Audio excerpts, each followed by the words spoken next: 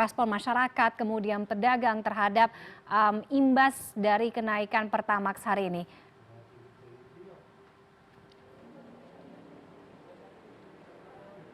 Ya, betul sekali, Tiffany. Hari ini seperti kita tahu, pelemahan nilai tukar rupiah yang semakin melemah, ditambah lagi kabar yang cukup mengejutkan pagi hari ini tentang kenaikan harga bahan bakar non subsidi jenis Pertamax yang mencapai 16.250.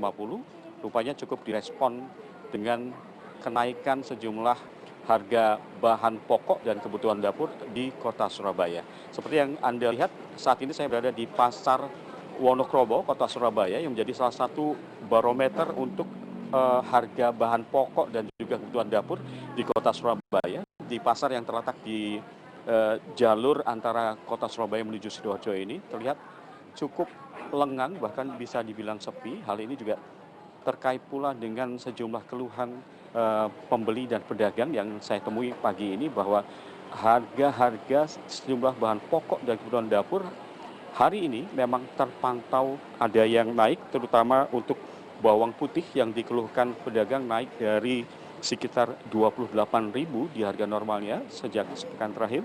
Hari ini naik ke Rp40.000 per kilogram atau melonjak sekitar Rp12.000 per kilogram. Bahkan pedagang bilang ini bukan cuma soal kenaikan harga, tapi sudah berganti harga menurut istilah mereka. Dari 28 menjadi Rp40.000 untuk bawang putih. Sementara untuk bawang merah hampir sama, kenaikannya sekitar Rp15.000 dari Rp40.000 per kilogram menjadi 55 kilogram. Dan seperti juga di banyak kesempatan lain, cabai rawit atau lombok kalau orang Surabaya menyebutnya naik, terutama untuk cabai rawit yang ori.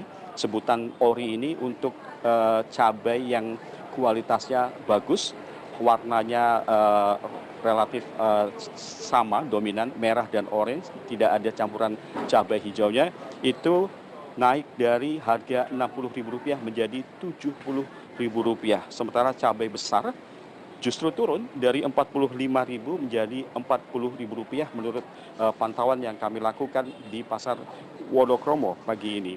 Ada juga bahan pokok yang harganya relatif stabil menurut para pedagang, itu seperti minyak kita yang stabil di harga sekitar Rp16.000 per kilogram. Sementara minyak curah justru naik dari Rp22.000 menjadi Rp24.000 per kilogramnya.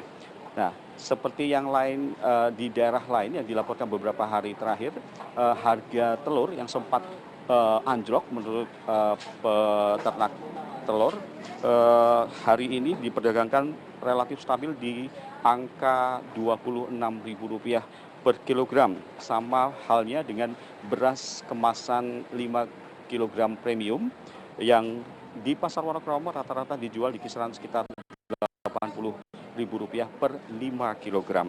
Nah, yang cukup menjadi perhatian saat saya menemui sejumlah pedagang hari ini adalah kenaikan harga daging sapi.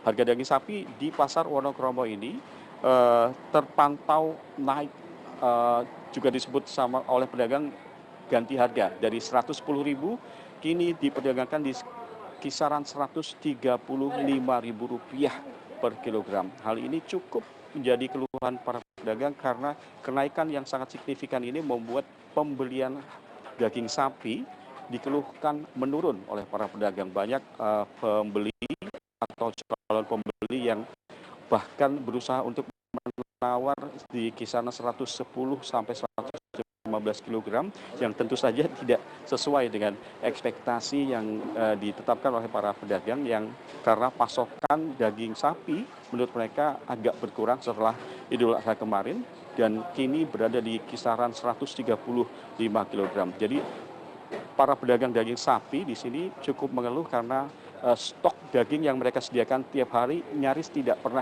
habis, sehingga mereka harus kembali menyimpan dagangan mereka ke freezer atau pendingin untuk diperdagangkan lagi di esok harinya, karena kurangnya atau turunnya pembeli yang akan membeli daging sapi dengan kisaran harga yang relatif tinggi Rp135.000. Lain halnya dengan daging sapi, daging ayam potong justru dikeluhkan menurun sekitar Rp32.000. Nah, keluhan menurunnya daging ayam ini dikeluhkan karena banyak pembelinya yang kemudian justru mengurangi pembelian karena mereka seperti pedagang-pedagang ayam geprek atau penyetan mengaku penjualan dagangan mereka juga menurun, jadi mereka mengurangi stok pembelian harga daging ayam. Nah, untuk di Jawa Timur sendiri, untuk pantauan harga bahan pokok sendiri bisa dipantau melalui laman siskaperbapo.profjatim.go.id.